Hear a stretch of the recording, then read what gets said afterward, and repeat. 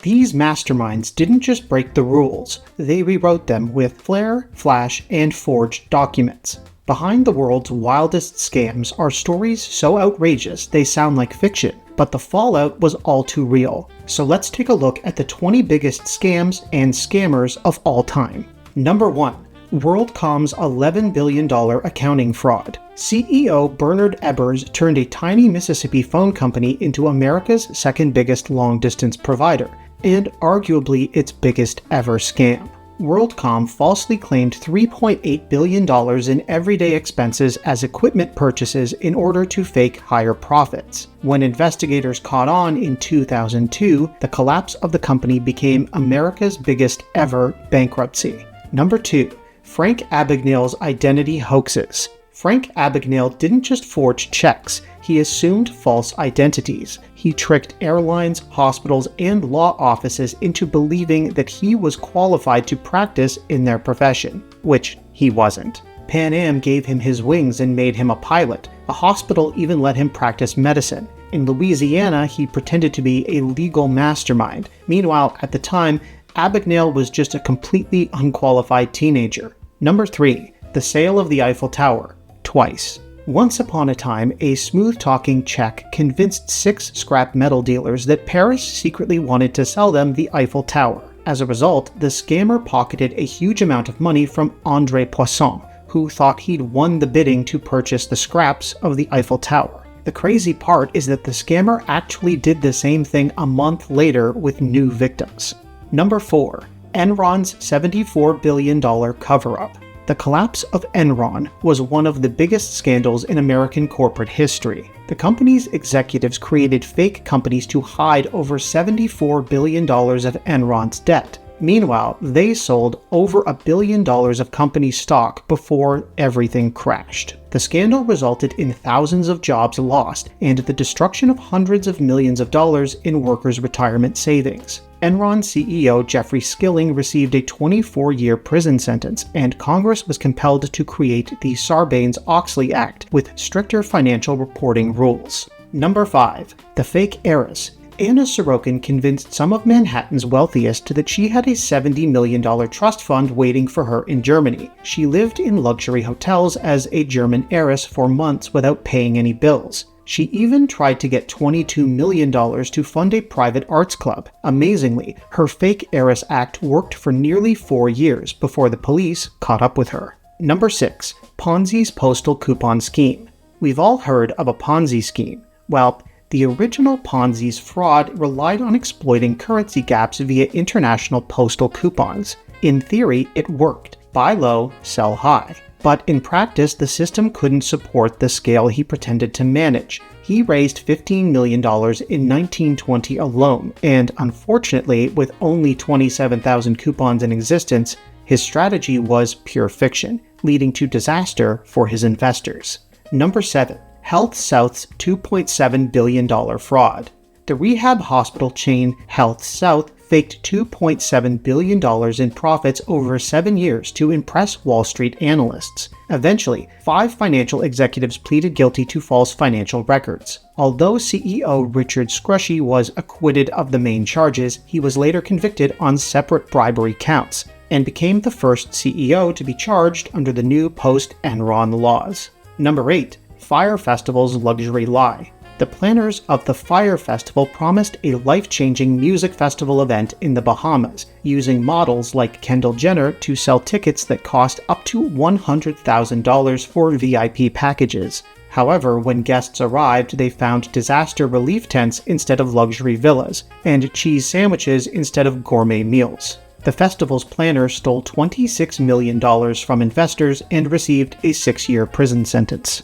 Number 9. Bernie Madoff's $65 billion scam. He never actually traded. Bernie Madoff just created fake gains and used newcomers' cash to pay his longtime clients.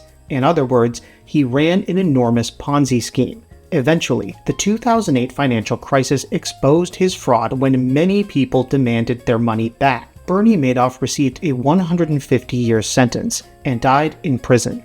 Number 10. Luckin Coffee's fake sales. This Chinese coffee chain created fake sales worth 2.2 billion yuan in 2019 in order to compete with Starbucks. However, it was the employees who purchased orders and falsified customer traffic records. When the truth came out, the stock price crashed 80%, destroying over $4 billion in value. Number 11. The looting of Tyco's company funds. Tyco's CEO Dennis Kozlowski and financial chief Mark Schwartz stole $134 million through fake bonuses and personal loans. They also hid another $430 million from shareholders. Kozlowski even threw a $2 million birthday party in Italy with an ice sculpture that poured vodka. Number 12. Jordan Belfort's stock scam. Belfort's Stratton Oakmont hired over 1,000 brokers to push worthless penny stocks on unsuspecting clients. They'd buy cheap stocks, hype them hard, and then sell them at peak prices. The firm handled stock issues worth over $1 billion. Belfort later got 4 years in prison, and his story inspired The Wolf of Wall Street. Number 13. Adelphia's billion-dollar family theft. The Regas family turned their small Pennsylvania cable company into America's fifth largest provider. But then, founder John Regas and his sons secretly borrowed $2.3 billion from company funds for personal use. They used the money to buy luxury condos, golf courses, and the Buffalo Sabres hockey team. When all this came out, John Regas was convicted and received a 15-year prison sentence at the age of 80. Number 14. The Theranos blood test hoax. Elizabeth Holmes claimed that through her Edison machine, you could run hundreds of blood tests with a single drop of blood. She raised $945 million from investors, including Walgreens and Safeway. But in reality, the machines barely functioned. Users even faced fake cancer scares and HIV diagnoses.